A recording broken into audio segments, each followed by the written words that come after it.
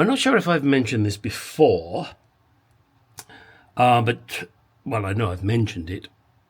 I know I've mentioned part of it. Stop prattling. The AC doesn't work. This could be the reason. 2 wires. I think they should be together, as in joined. So we'll see about that. And I've got the hose to do up there. Yeah, that hose, I've got to disconnect that and get that sorted. I'm putting in the wires for the stereo, and there is a 12 CD changer that I've got to put into boot.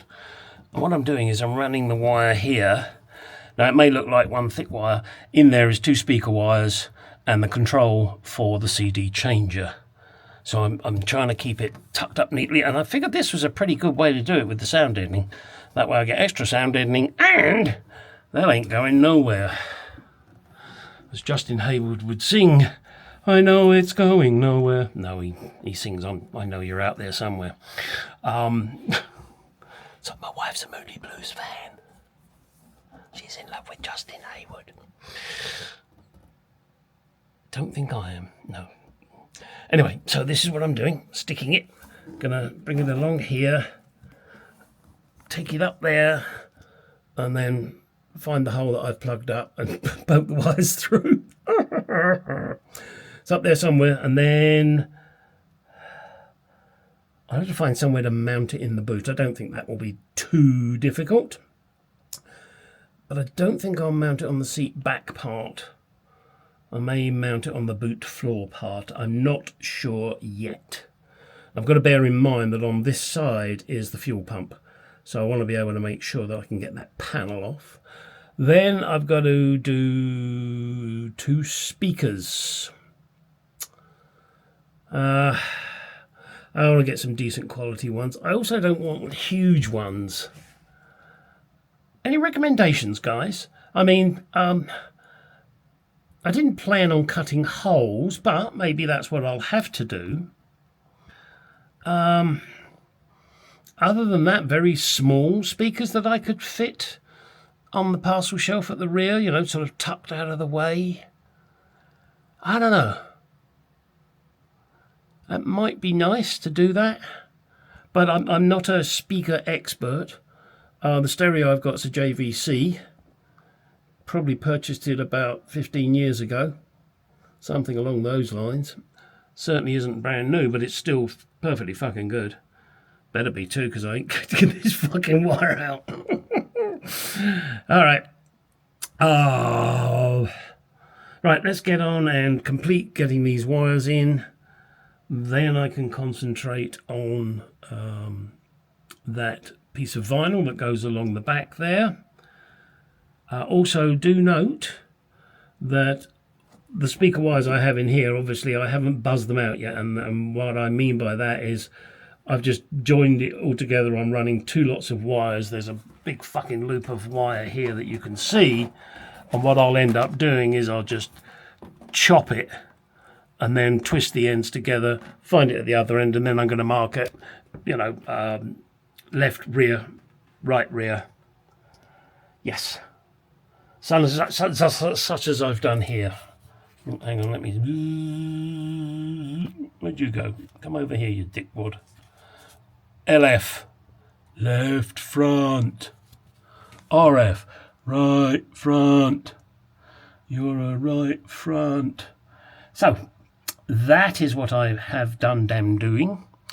Let me continue with that, and I will add some more to this video as and when, which probably won't be long. Oh, and in case you're wondering, this is the wire for the aerial or antenna, and you can't see it anywhere, and the reason for that is it is attached to the roof on the inside, roughly where the mirror is. I surely hope it works. If it doesn't, oh well, never mind, how sad. I'll just have to buy another aerial and drill the bodywork, which is something I'm trying to avoid. But hey, sometimes gotta do what you gotta do. Well, not sure if I've shown this before. This is a crimping tool, or at least this is part of the kit. The tool is actually in my vise for crimping AC hoses, and I guess any other hoses that need crimping. You will recall that this was wrong, and I've purchased the correct piece. So now what I do need to do is cut this and put this on. This here is the crimper itself. I've already got the correct die in there, which is a number 6 for a number 6 connector. I don't know if it says number 6 on there somewhere. No, it doesn't appear to. However, not that you all care, but that's the part number 17216. That gives you a 180 degree turn of a number 6 from Summit Racing. So what we have to do is cut the pipe. Right, get yourself a decent pair of chompers. Excuse me while I get the radio stuff out of the way. I'm doing too many things at once. So we get these chippy chopper chompers. Find the mark that I made, which is somewhere.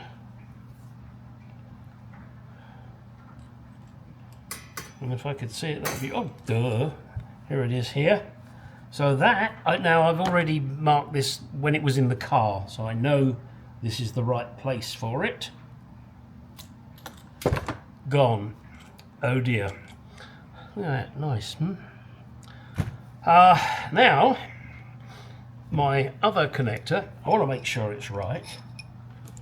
Will it fit in there? Oh yes, look at it, fits nice. Now, I have, and I'm going to do it again, already marked on this pipe here, hang on a second, I've already marked a line. Maybe you can't see it because it's black on black, but I've already marked that line. That line tells me that I need to line it up with that line when I crimp it. Thusly. Now, you've got a hole in here, so you can see that you've pushed the pipe in far enough. Now all you have to do is put it in the crimpy crimp and crimp it. Let's do that. Right, here is the wonderful tool. Nicely locked into here, vice is locked down. Pull the pin out, move this back and out of the way. Grab your piece you need to crimp, keep that nut out of the way. Make sure you've still got your lines lined up. Decide exactly how far in you want it. Now, bring this over, put the pin back through. Either way, it doesn't matter. Make sure it's good and tight. Make sure you have still got your lines lined up. Now you've got to be careful about this because this hose will want to twist and it'll also want to come out, so you've got to make sure you keep it in line and keep it pushed in whilst you drop the spanner. Once you've bent over and picked up your spanner, get back, make sure everything looks as if it's right where it should be, otherwise it's going to cost you more money. Then you clamp this little baby down.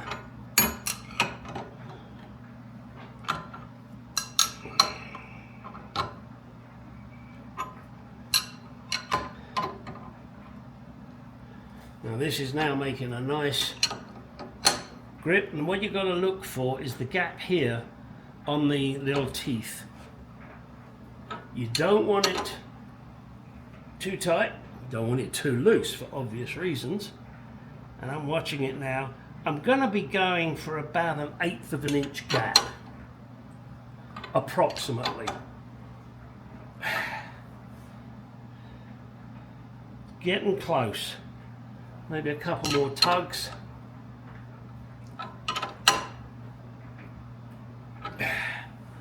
I think we'll call that good. Then loosen it off.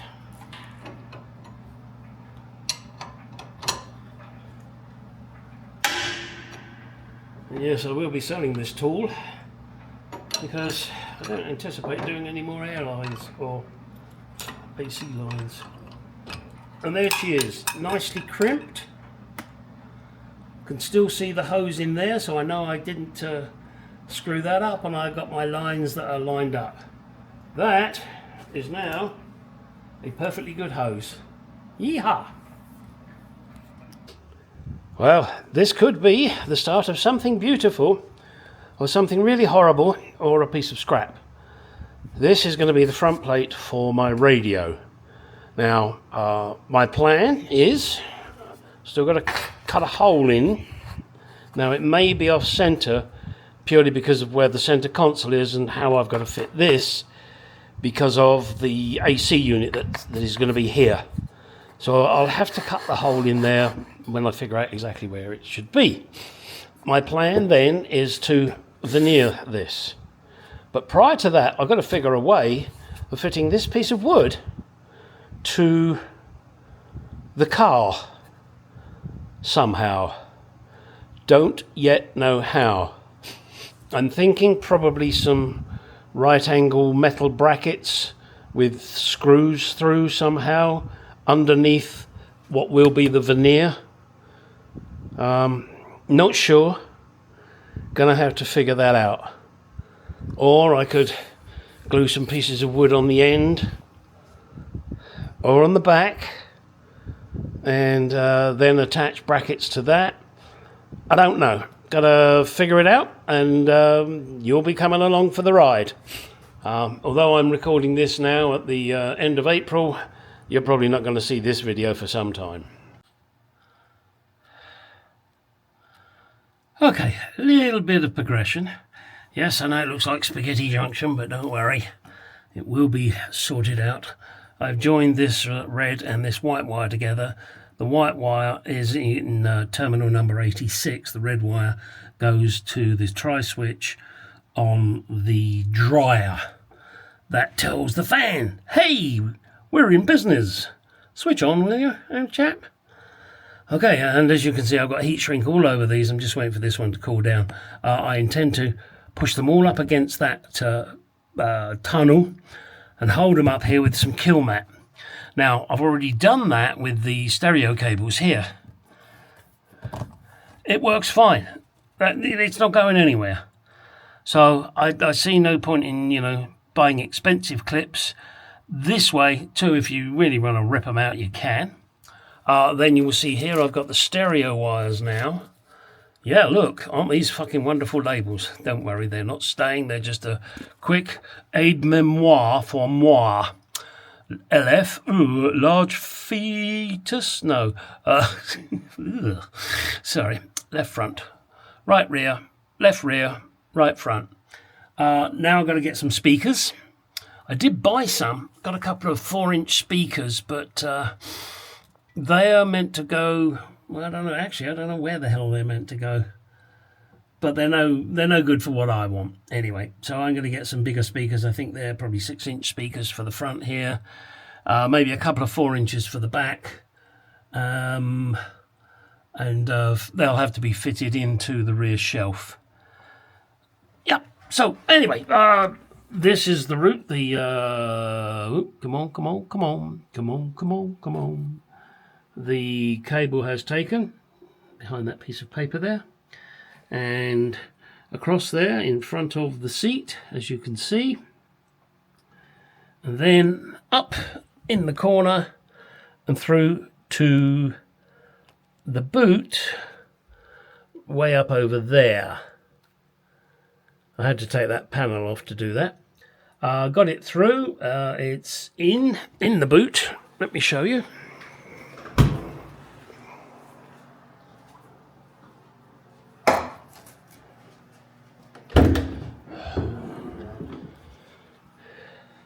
So this is where the unit's going to sit. It's not fixed yet, but that's exactly where that unit is going to sit.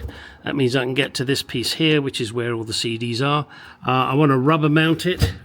I'm not quite sure exactly how yet. I can't drill straight through because the gas tank is directly underneath. Well, and so is the petrol tank. That means I've got to figure out a way to attach something to the boot floor and then bring up some studs. I'm not sure yet.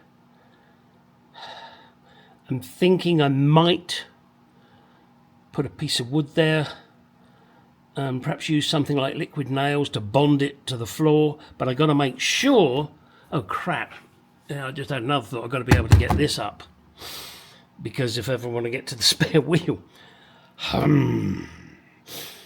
which means I'm going to have to cut this floor mat. Damn it. Now I can't mount it up the other way because that's cardboard. It won't mount on the cardboard. I don't really want to mount it over there because then it's a hell of a reach to change the CDs. Although it is only one unit, but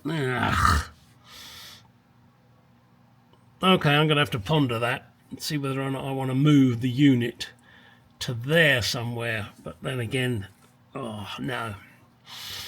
I think I'd rather cut the floor mat in all honesty. Yeah.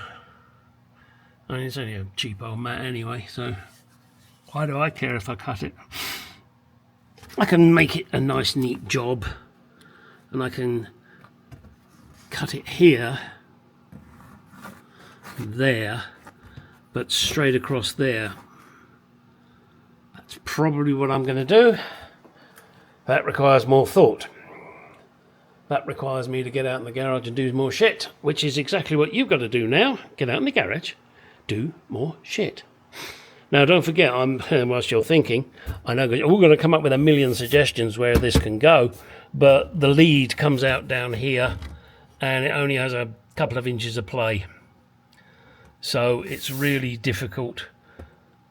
The only place I could mount it would be there. Hang on a second, let's see if I can see if it would do it.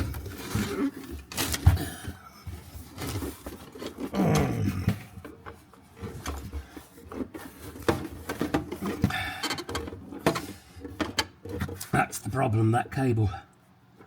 That is as far as it goes. And that's going to look fucking awful there. So no, I'm sorry folks, I'm going to have to cut the mat the knife, and yeah, that's what it's going to be. Problem solved. Well, decided anyway. Cut the mat. What the fuck? It's a piece of mat. If anybody doesn't like it, oh well. I mean, there ain't no way I'm moving this stereo to another car, so they're going to get it with it. And if they don't like it, then they'll have to buy another mat. Right, now, as I was saying, get out in that garage, do some shit.